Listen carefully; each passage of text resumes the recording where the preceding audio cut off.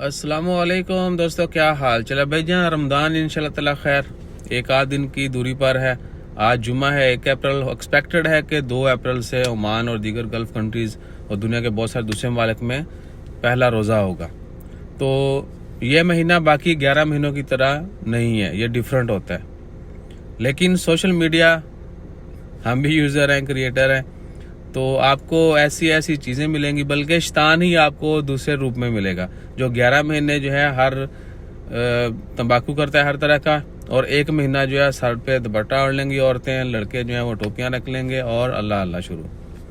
तो ऐसा क्यों लगता है कि 1 महीने में जो है हम सब कुछ लूट लेंगे, बाकी 11 महीनों में क्या ये सब कुछ इजाज़त नहीं है हमें? या कौन सी ऐसी चीज़ है जो हमें बाकी 11 महीने ये काम नहीं करने देती?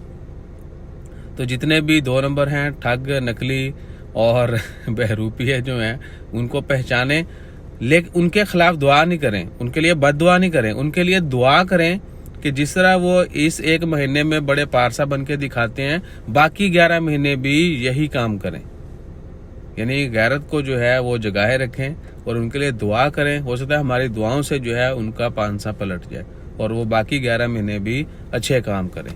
So that was the message. ये पैगाम था, थोड़े डिफरेंट तरीके से दिया। अगर शुरू में सब कुछ शुरू कर देते हैं कि तेरी भैन दी करते हो, तो वो अच्छी बात नहीं है।